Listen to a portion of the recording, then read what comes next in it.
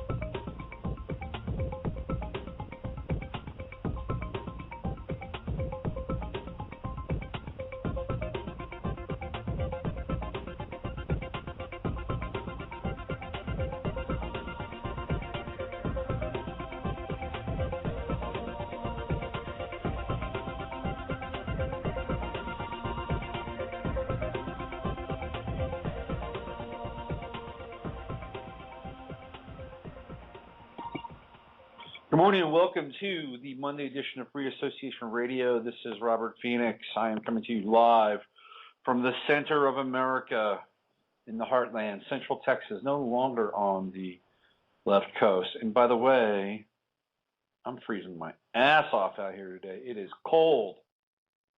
Something has made a major shift. We've gone through a major shift here meteorologically. We might actually discuss that a little bit later in the show today. But when I arrived here, it was warm. I mean, it was in the 80s, and it was probably 70s at night. And over the past few days, that weather pattern shifted perceptibly. And the last 2 days, we were dealing with 25, 30 mile per hour winds, extremely high winds. And today, it is quite cold.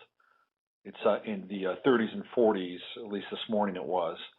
And it does not seem to be warming up a whole lot. So we're experiencing a seasonal shift and a meteorological shift. The weather around a lot of the country is extremely unusual. I was talking with one of the listeners and subscribers just a few hours ago via email, and she was telling me that in Michigan, where she lives, something very similar. It was quite warm, and then all of a sudden, wham, a cold front came through, and the Midwest, upper Midwest, has been hammered by very cold rain.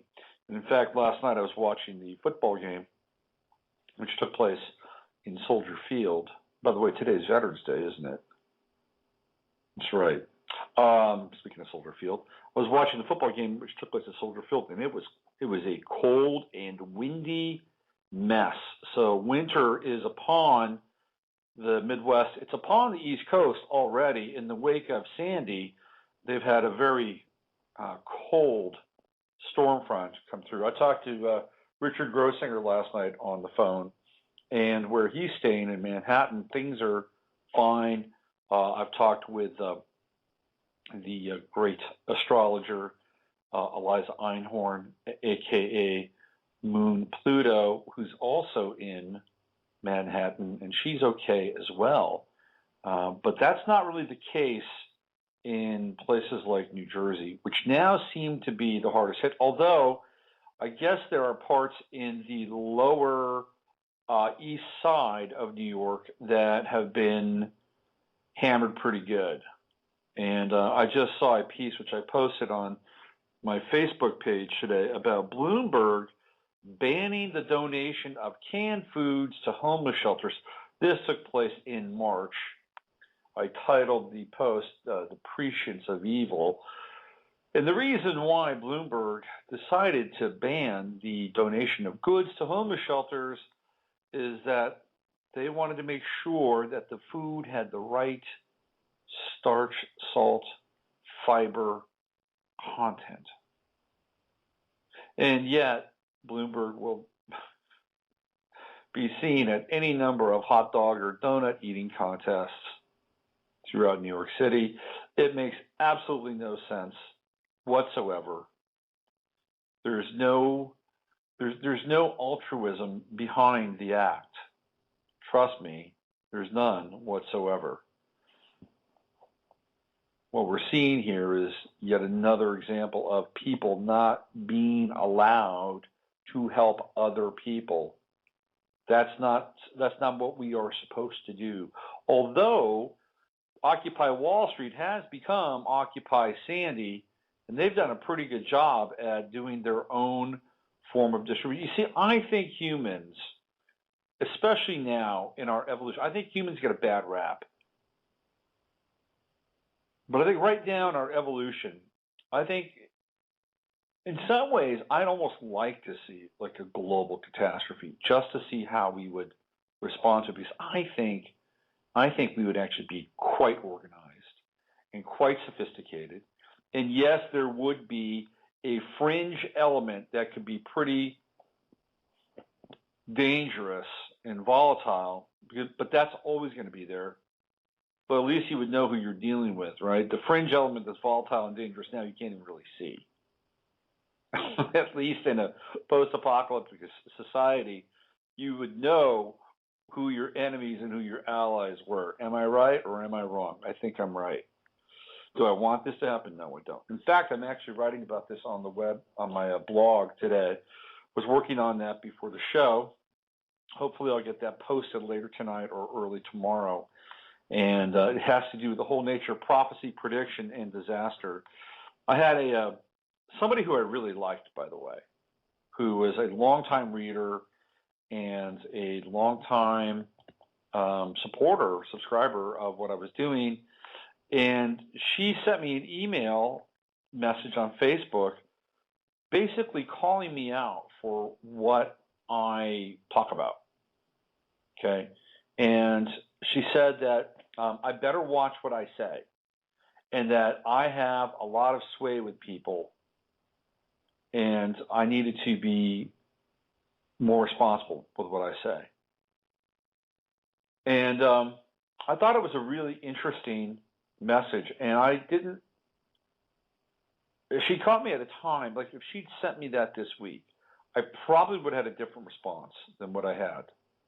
But she caught me at a time where I didn't have a lot of sleep. I was dealing with a lot of, the issues that I've talked about with my relocation.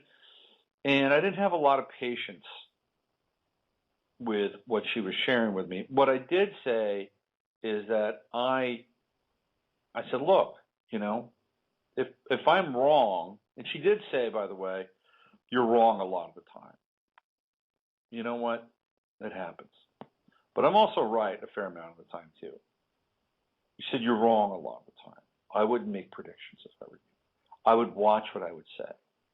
So I told her, I said, look, I like you. We have a history. I think you're a wonderful person, good heart, poetic soul.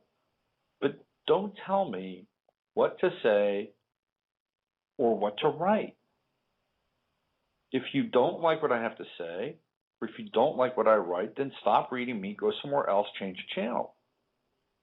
But don't try to control my content. I tried that. There was a time in the early days of Facebook, I was friends with John Perry Barlow.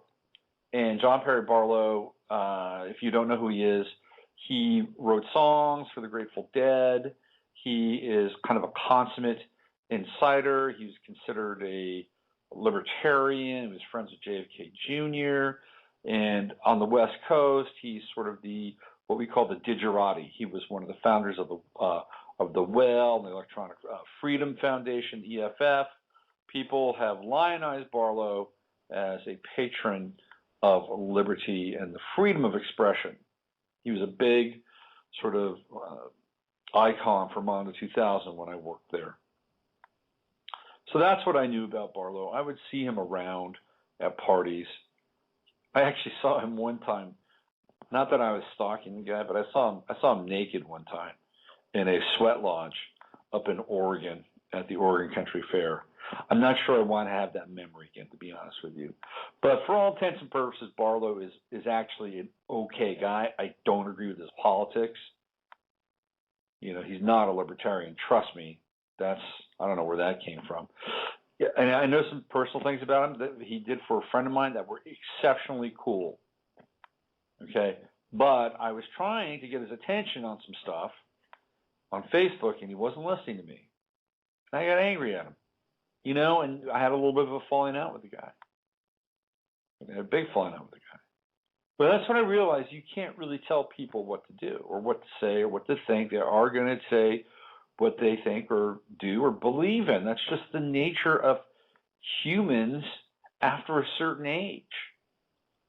I might change my tune or my tenor or my tone to some degree. I'm always, trying to understand where this thing is going in the best way to kind of interact with it. And I'll share maybe some more thoughts that I have maybe a little later on, what I'm thinking of. But, what I don't want to do is have somebody tell me what to say or what not to say with my show or my blog. And the reason she said that, this all came up just before the election, by the way. She's a very pro-Obama person. She did not want me influencing people to not vote for Obama. And if anything, it would have influenced people not to vote, period, because I certainly didn't believe in the Mitt Romney fairy tale. I mean, what Mitt Romney and the hardcore Republican intelligentsia and power brokers did at the Republican convention to cut the legs out from Ron Paul and his supporters is criminal, and the Republican Party gets what it deserves. If Ron, and again, I'm not, I've got very mixed feelings about Ron Paul, but I feel better about Ron Paul than I did about Mitt Romney. I think Ron Paul would have made it a lot more interesting. I would have loved to have seen Ron Paul debate Barack Obama, even if Ron Paul might be a Disney clown, according to Ed Chiriani. I would have loved to have seen it, and I think a Ron Paul election would have been even greater, to be honest with you, than the Romney election. But that aside, in terms of numbers, that aside, she wanted me to be cool, and she wanted to muzzle me before the election. And then she kind of couched in, well, these are dicey times, so you better watch what you say. Like I need to be concerned about my safety. Well, I've been concerned about that for years. It's been 4 years since I've been doing this. And yeah, for sure, those things cross my mind. But, ultimately, what am I here to do? I'm here to bring a message of love to people. That's what it's all about. I'm not here to divide people. I'm not here to create separation. And maybe that's my naivete. In astrology, in the Sabian symbols, I have Jupiter in Sagittarius at 25 degrees, and Mars is at 25 degrees yesterday in Sagittarius. And the symbol for that is a flag bearer going into battle. I think it's it, flag bearer going into battle. That's the symbol. And essentially what it is, it's unarmed. At the head of the charge, there is a man bearing the flag. And I guess that is who I am. I'm the flag bearer. For what? I'm not sure yet. I've tried to be the flag bearer for a country I wasn't even born in, and that's been harder and harder to do as the years go by. But maybe I'm waving the flag for humanity in our own way. So anyway, that's my gestalt. And she wanted to muzzle me, and I told her not to do it. Don't tell me what to say or write. And she comes back with another Facebook message and says the same thing. It's like, okay, you're gone. You're done. I'll make the decision for you. You're no longer my Facebook friend. I wish you all the best. No, I asked you And it was like, here's where it gets frustrating for me.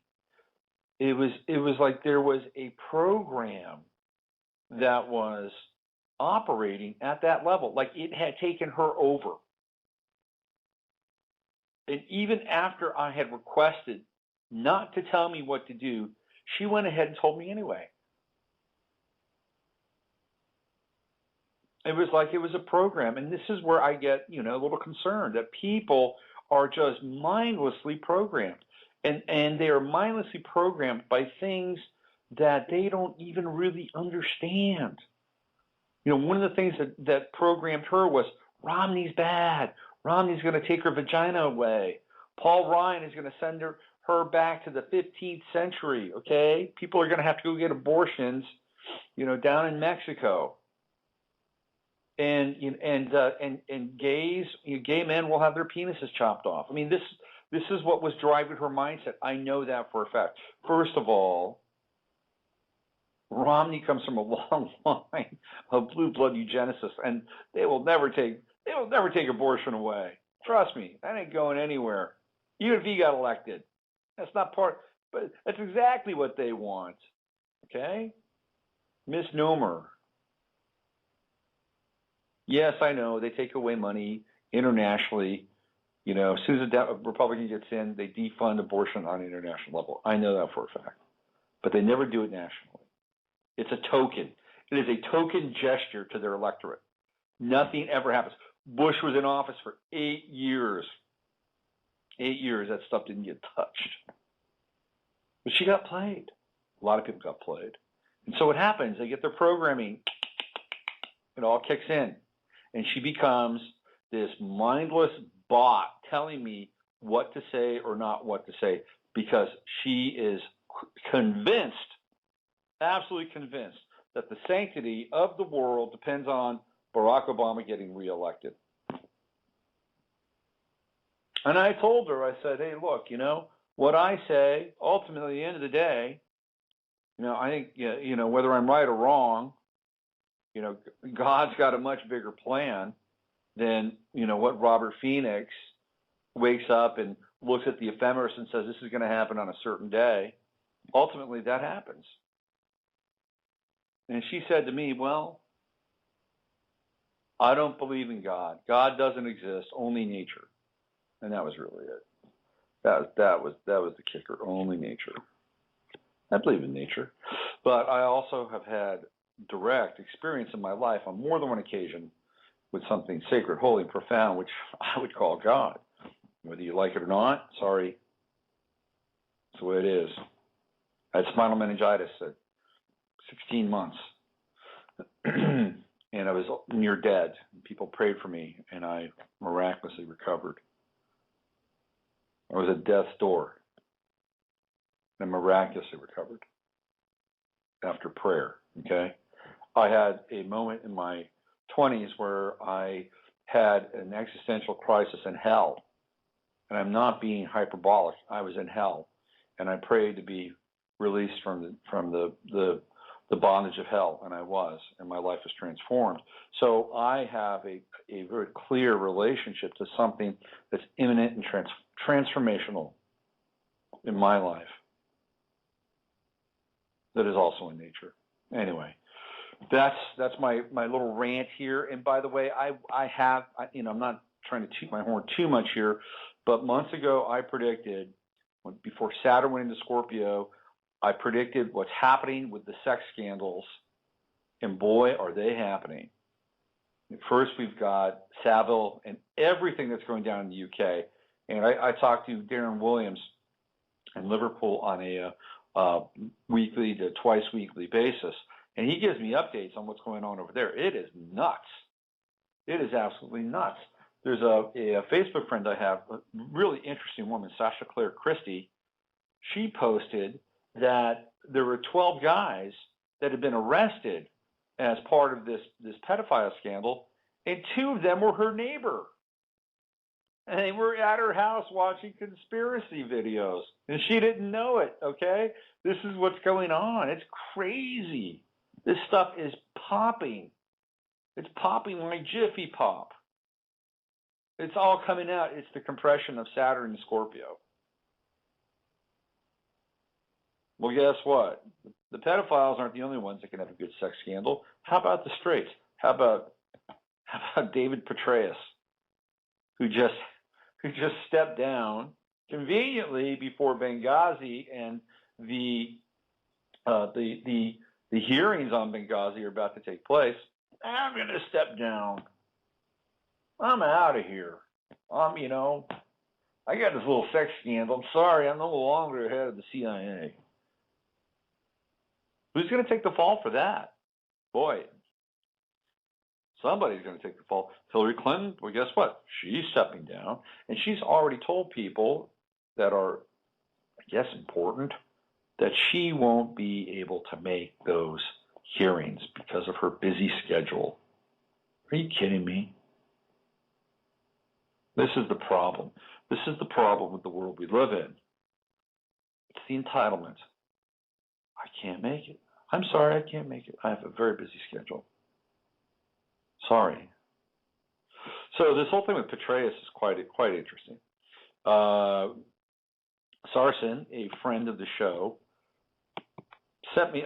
This happened on. It all broke on Friday, right? So I'm going to be writing about this. And Sarson sent me a couple of charts. This is a synastry chart between Paula Broadwell and I just love these names, Broadwell.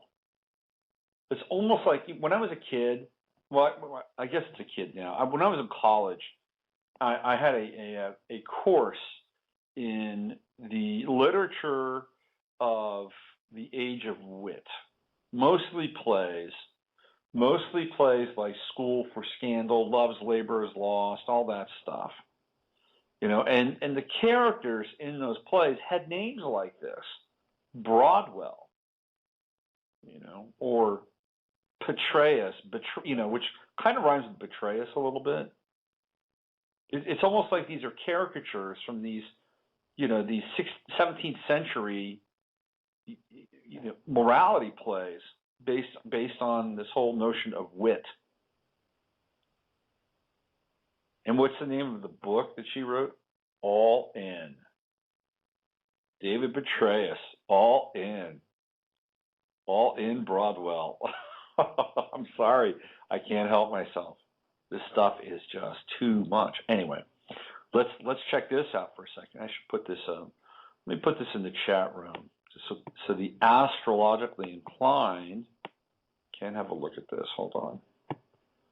We'll just do this, and hopefully it shows up. Sometimes the stuff doesn't. Here's a bunch of anonymous guests. Hi, anonymous guests. How are you? It's not going to show up. My friends, the anonymous guests. Where's my regulars today, man? I'm bummed. All right, hold on. Try this one more time. There we go. And let's see if I can stick it in here. Bang and paste. No, ain't happening. Sorry. For whatever reason. So, just looking at their charts, they are born, I believe, 3 days apart. They're both, guess what? Scorpios. Got that right. They're both Scorpios. And let's see, they are fairly, I think they're right in the middle. I think they're middle degree Scorpios. Petraeus was born on the 7th of November. Interesting. And let's see, yesterday was the 11th, and that would have made Saturday the 10th. Friday would have been the 9th, and I think that would have been Paula Broadwell's birthday. So she had her solar return, and she had her Mercury is right on her sun. So she's got a Mercury-Sun conjunction in Scorpio, which is pretty powerful. Their suns are conjunct, which means there's a very strong connection between them. And if you look at her chart based on what Sarson delivered, she's got Sun and Mercury in the 10th house. So she's going to be a public figure, and she's going to be dealing with scorpionic concepts like power. She's very into power. Power is a big deal for her. She's got Pluto in the 8th house. She's a very Plutonian, scorpionic character. And her sun is conjunct his sun, which is conjunct his midheaven. And both of them are opposed, his Jupiter, which is in the sign of, looks like Taurus, in the 3rd house. So, when we look at the opposition between the sun and Jupiter, what do we have? We have excess. And let's see, it looks like his moon squared her Mars, and his moon squares his own Neptune, and Neptune, and his moon is right on the cusp of his 7th house. So there's issues with fidelity and issues with truthfulness and delusion in relationship for Mr. Petraeus anyway. And the Moon-Mars square, that's interesting because that brings up this whole issue with the third person. There's always a third person, isn't there? There's always. And I'm not talking about her husband. I'm talking about Jill Kelly, and we'll get to her in a second. So she also has her Venus in his 12th house. So her Venus is in the sign of Capricorn. Venus in Capricorn, again, her Venus is in her 12th house, period. And it is conjunct the true node, also right there. Looks like it's close to 0 degrees Capricorn. So again, she's into power. She's into power behind the scenes. She wrote a book about leadership. She was very into this whole thing called adaptive leadership, which is what Petraeus was touting as a model. And adaptive leadership. So the army is based on hierarchies, right? You do what you're told. And what he was doing was he was bringing in this whole notion of rerouting the hierarchical system within the armed forces. That if an adaptive leadership is based on, not the written laws of code or conduct, but on being flexible and understanding situations, I haven't read the book. I'm wondering, I'm not sure if it's like code for sociopathy, but it might be. But anyway, she's into power. She's very into power. She's very into hidden and clandestine relationships. And guess what? Her Venus shows up in his 12th house, and it looks like it is conjunct his Chiron, which is ultimately his undoing. There's a lot going on in Michael Petraeus's or David Petraeus's 12th house. He's got Mars there. What is Mars? Hidden enemies. Somebody was going to do the deed with him at some point. And his Mars trines his Sun, so he gets a lot of power from that Mars in the 12th house. Hidden enemies. It's also hidden contacts. He's got Mars in Capricorn. He's vital. This is a vital dude. No wonder she was with him. Probably got immense staying power in bed. I was wondering, what they would talk about while they were, in the aftermath. The aftermath moment when you're in bed, you're lying around, you're with somebody. You have that kind of, those kind of intimate moments where you think about maybe the sex you just had, or you think about, where you're going as a couple. The world has not entered back into the bubble, right? It's not entered back into. So you've got that bubble together. You think about things, you talk about things. I wonder what they talked about. I tried to put myself into one of their conversations. I wonder if they talked about how they were the select, the elect, the elite, that they were the ones that are chosen to rule, not based on any act of God, but by their own will, their willpower, right? And that they're the ones that are going to be calling the shots and running the show, and everybody else is just inferior humans. I mean, I wonder if they had those conversations. I don't know. The thought crossed my mind. Jill Kelly is another interesting person. She comes into play. She's the one that apparently spilled all the beans. And this is I'm reading this. This is from Business Insider yesterday. The other woman in the Petraeus scandal is Tampa resident Jill Kelly. By the way, Paula Broadwell is pretty hot, I'd have to say. Although she's a little too kind of Demi Moore-esque. Another Scorpio as well, from that movie where she plays the army soldier, G.I. Jill or whatever it's called. G.I. Jane. I think it's G.I. Jane, isn't it? She kind of reminds me of G.I. Jane. All right, here we go. This is the Associated Press has now identified the other woman in the Petraeus scandal. She is 37-year-old Jill Kelly. Kelly is an unpaid social liaison. What does that mean?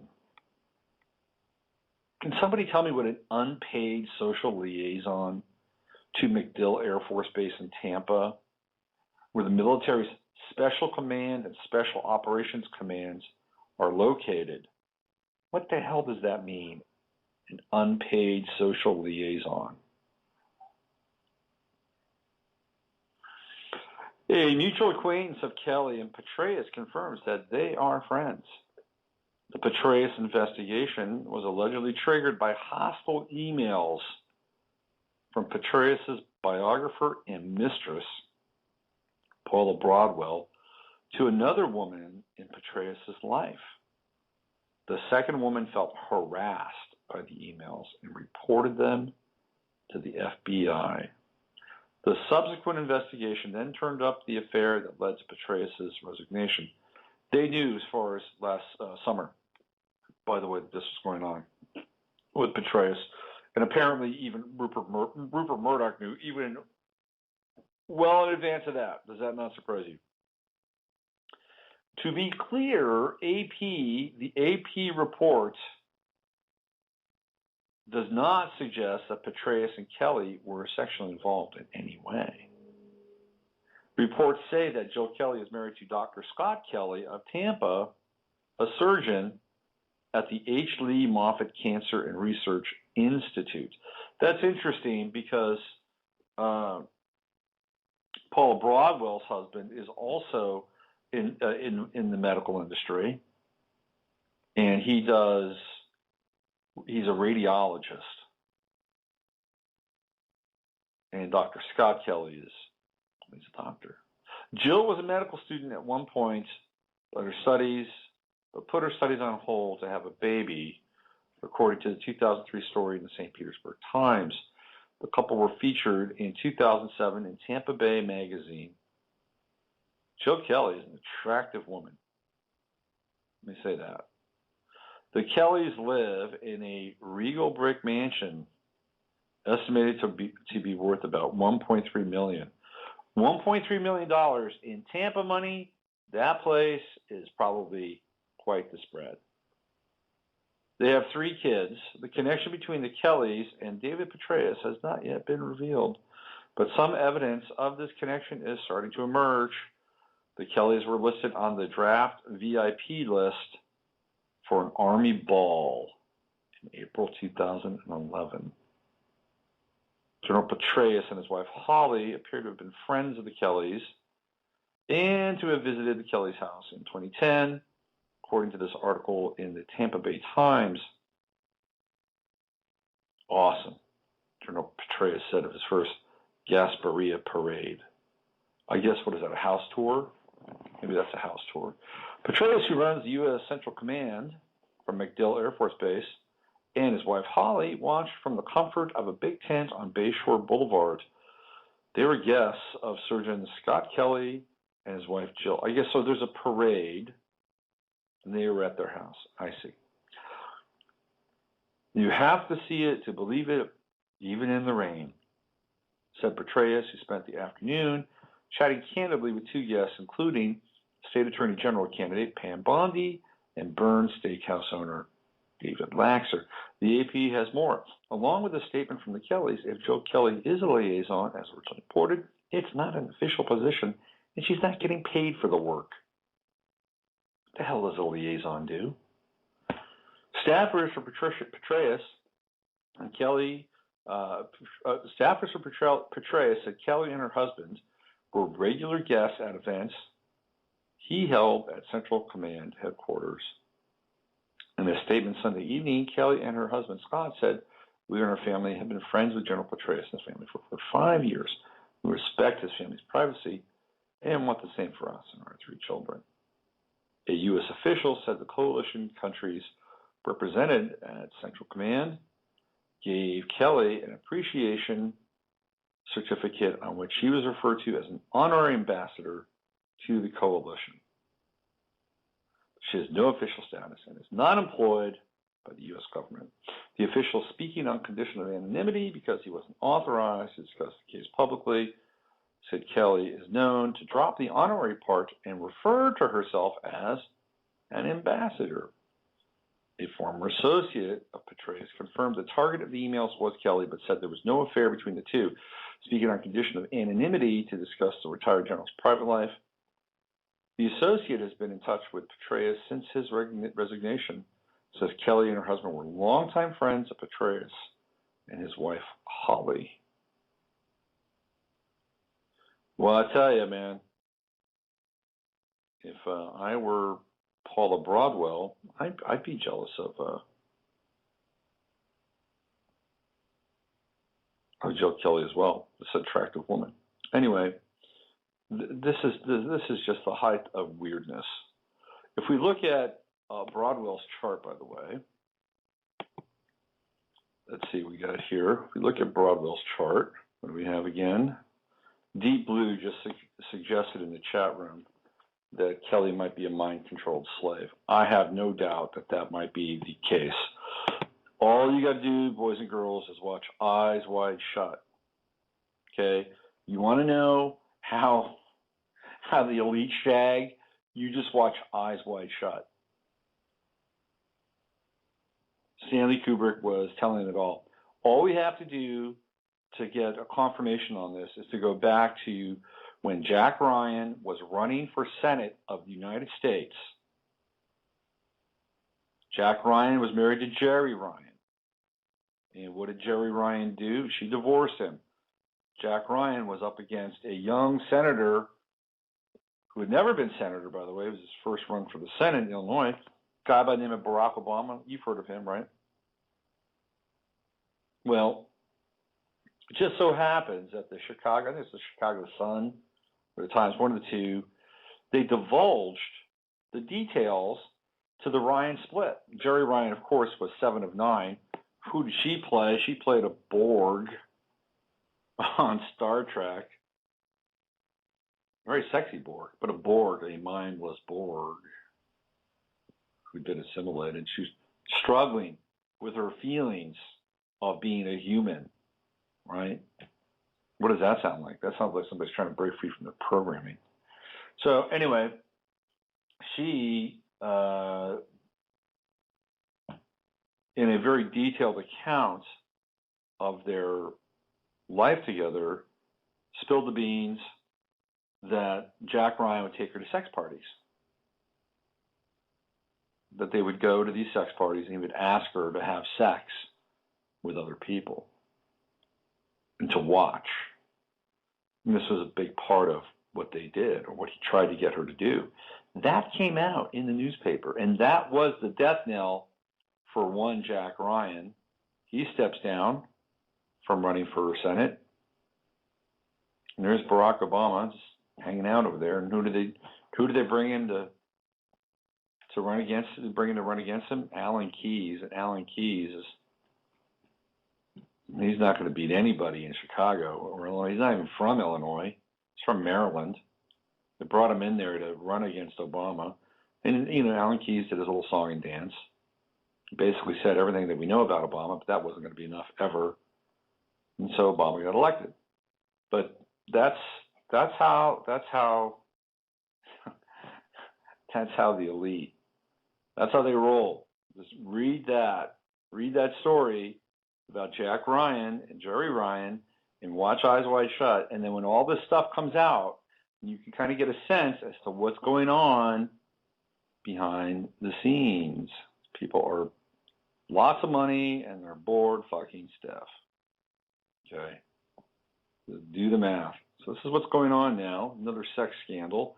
And as a result, it looks like Petraeus will have recused himself from Benghazi because he's no longer head of the CIA, right? So he won't have to testify, which is pretty unusual, I guess, or not. Looking back at the chart here, Paula Broadwell's Jupiter is in Aquarius, and it was right in Petraeus' first house. So she had a very expansive effect on him in terms of his personality. She made him feel bigger than he actually was, although he does have his true node in Aquarius in the first house. So he's a very Aquarian sort of figure and individual. And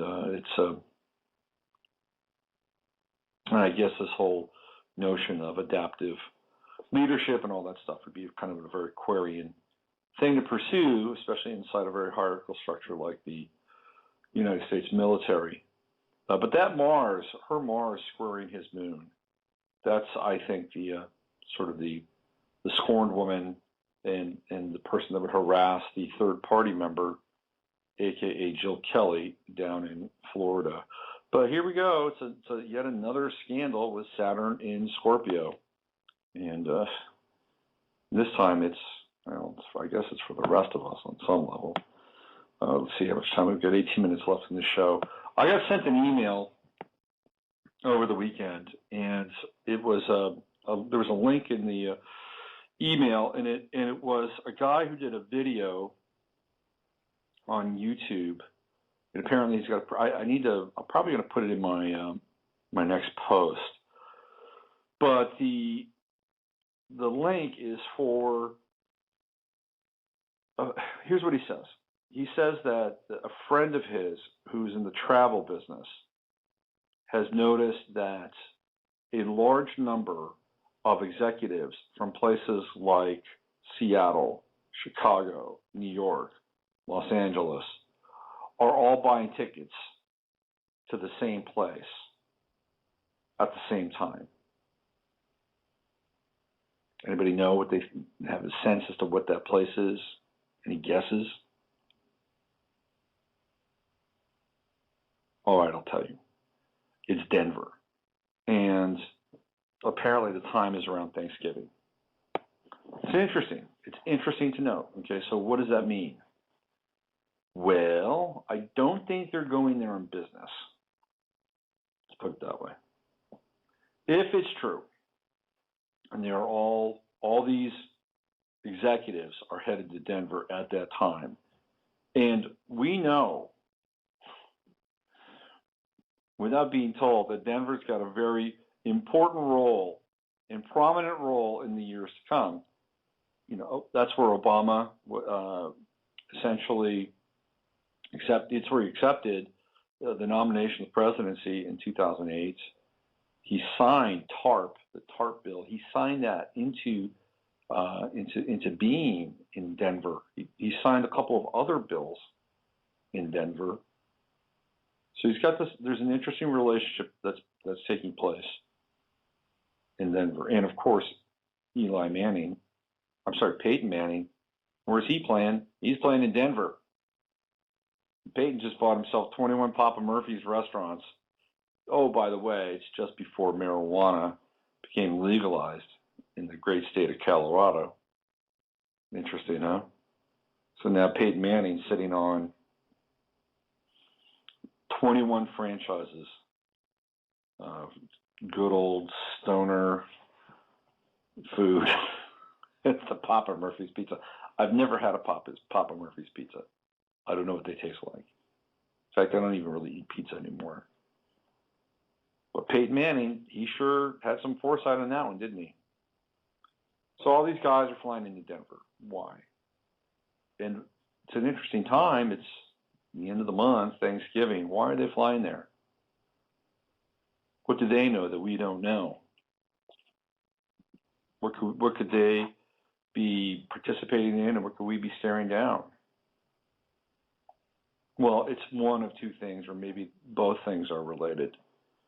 It's either if this is true, and this is the case, that all these guys are flying in there, and they're there for one reason and one reason only, to take cover, to have refuge, because they can afford it, that they've been included in the club based on the amount of money that they have, or the position that they have, or their affiliation with some group or organization or society or whatever that thing is, they're there. They've either been invited or they've bought their way in, one of the two. And if that's the case, then it can be only one of two things. If they're taking refuge, then it would be either some form of economic collapse or it would be some form of environmental or environmental collapse or catastrophe, crisis. If it's financial, which I think it very well could be, am I making a prediction? I might be.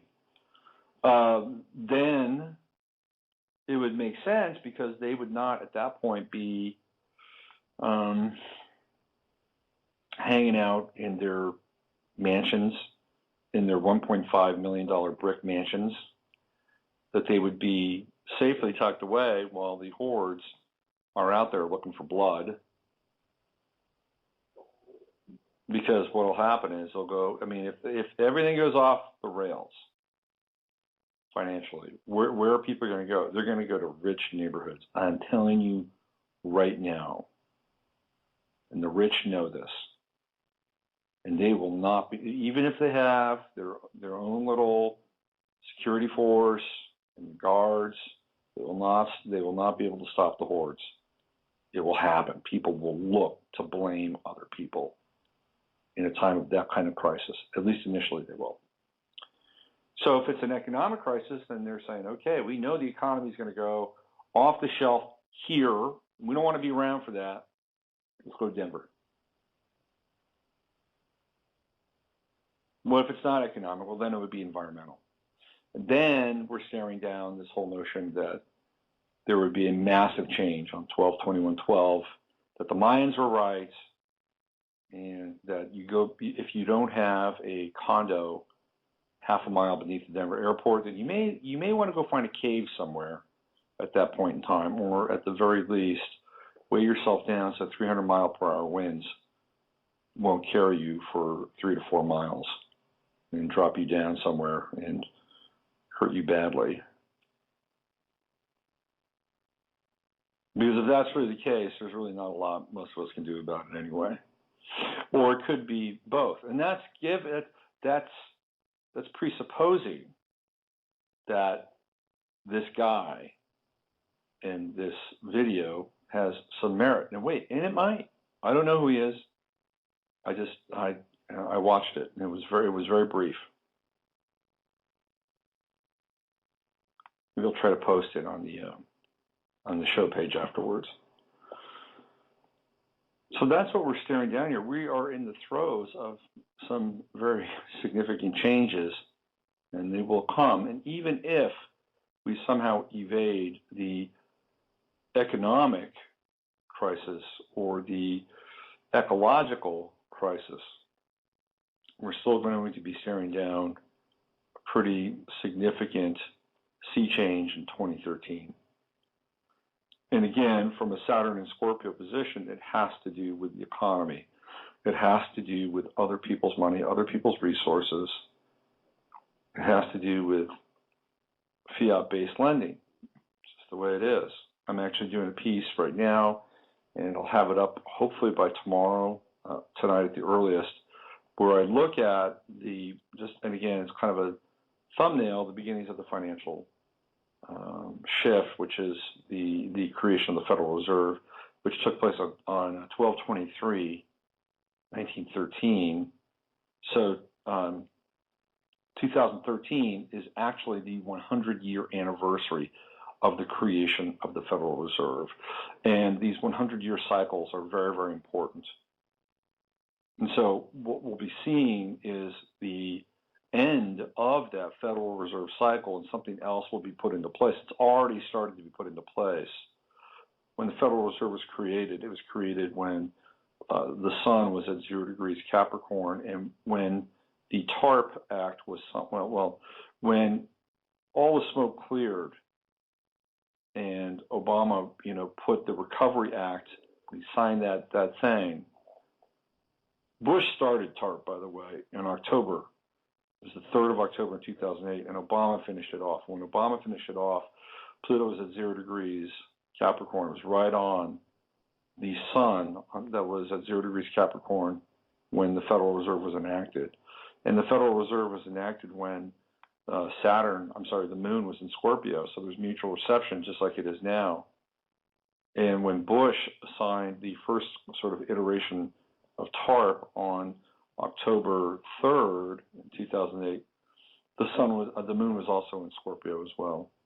So we're seeing this sort of cyclical return, and now Saturn is in Scorpio, sitting on the moon from both of those events, especially the 12/23/13 event. And when Saturn sits on the moon, there is a reckoning, there's an emotional reckoning that is going to take place. And it's not just an emotional reckoning, I think, in terms of it's not it's a financial reckoning, but it's also an emotional reckoning as well. And I don't think anybody is really immune to it. I think we're all getting ready to stare down some form of our own reckoning, our own tribulation, our own look into the cosmic mirror and try to understand who we are, what kind of life have we lived, how have we treated people, where are we with it all, are there things that we regret, are there things that we'd like to do over. And that moment's coming. It is coming. And Saturn and Scorpio is about that moment. Saturn and Libra was kind of like, get your relations in order. Deal with people that deal with people that you love, try to equalize, try to balance, try to resolve any kind of personal karma between other people. Because now Saturn and Scorpio, it comes down to really you and your core issues, your core being, and things like commitment, fidelity, power, all those things which are very scorpionic aspects. I think we all are going to have to account for that on some level. It's going to be going for 3 years, but it's at the early stages of a sign where it's the most potent. And I think there's a financial reckoning coming, and I think that there's also an emotional reckoning coming, too. Okay, let's see. Wednesday, it's back to navigating the astrological matrix. And I'll try to get a guest on. I'll try to get William Stick-Evers on. We can maybe talk about the election in the rearview mirror, I guess. So the election was very odd. Obviously, there was a Mercury stationary going into retrograde. There are reports of people being bussed into places like Milwaukee and Philadelphia to really load the ballot box, which I don't doubt at all. And William had made a lot of predictions about the election, and I think he got a lot of them right. So I want to talk to him. I want to get his take on this stuff. He's a pretty talented horary astrologer, and he's very talented, not pretty talented, he's very talented. And then on Friday, I'm going to have the one and only George Norrie on the show, and we'll be talking about his life and the mind behind the mic. How did George get to where he is today? And how does he see all this stuff shaking out? George has been around for a while. He's a sharp character, and he's a good guy, and he's got I think probably one of the best voices in radio, best pipes in radio. And he'll be on Friday. I'm going to be spending an hour with him just finding out more about George and his life. I might have a special guest, but I think George is plenty enough on Friday for sure, if that doesn't work out. So that's it. That's the lineup for the week ahead. Thank you for, once again, allowing me to rant here every Monday. Now it's at noon on Central Time. So I guess this is, if you're on the West Coast, you're listening to this over maybe a cup of coffee. If you're here in the central part of the United States, this is your lunchtime radio, right? Right. Okay, I'm going to end today's show with how about a little Charleuse? This is my buddy Mark Daniels, and this is Bus Station Anywhere. and this is from his latest record. You can look up Charlus, Charlus. You can find him on iTunes and other downloadable stores. Bus station, anywhere, Charlus. I'll see you on Wednesday. Use your head to discern what's real, your heart to stay open to what's possible. You've been listening to the Monday Mashup. I'm Robert Phoenix. See you later. Fly.